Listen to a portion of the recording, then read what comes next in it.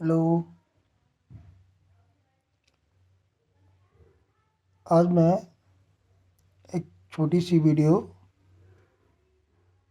कृष्ण और सुदामा की दोस्ती पर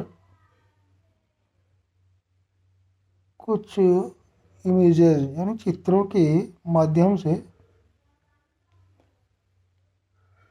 दिखाना चाह रहा हूँ कि कृष्ण और सुदामा की दोस्ती मित्रता किस तरह की थी और आज के समय इंसान की मित्रता में छलावा, कपट, झूठ, बहुत सारी बुराइयाँ भरी होती हैं और लालच भी साथ में होता है। तो मैंने उन सब को देखते हुए कुछ चित्रों के माध्यम से और उसमें पीछे दी हुई स्टोरी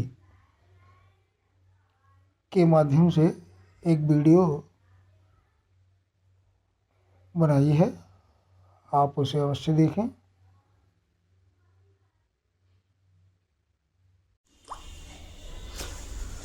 कृष्ण और सुदामा की मित्रता भारतीय संस्कृति में सच्ची दोस्ती का आदर्श उदाहरण मानी जाती है। दोनों की मुलाकात गुरु सांदीपनि जी के आश्रम में हुई थी।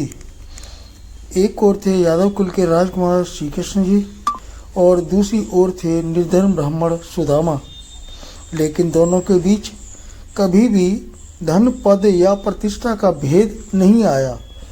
आश्रम में रहते हुए वे एक साथ पढ़ते, खेलते और गुरु की सेवा करते थे। उनका संबंध आत्मीयता, प्रेम और विश्वास पर आधारित था।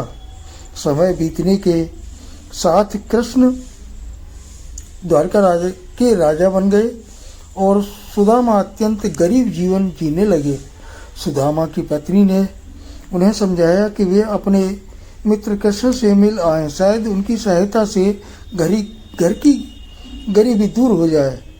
सुदामा संकोच करते हुए हाथ में थोड़े से चावल लेकर द्वारका पहुँचे।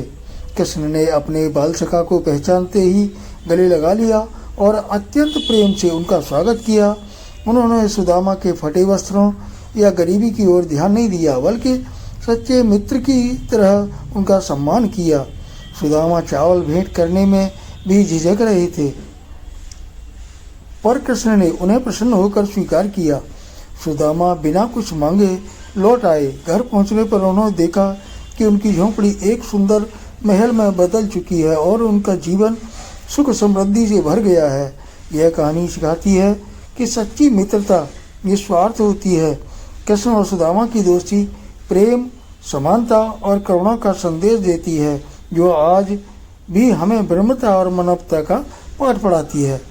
इसलिए दोस्तों, हमें अगर किसी से दोस्ती करनी है तो उसमें स्वार्थ बीच में नहीं आना चाहिए। और स्वार्थ कब आता है? जब पैसे का लालच हो। इसीलिए इंसान को जितना हो सकता है अपने इस लालच को दोस्ती के बीच में न लाए। इसीलिए जय श्री कृष्णा।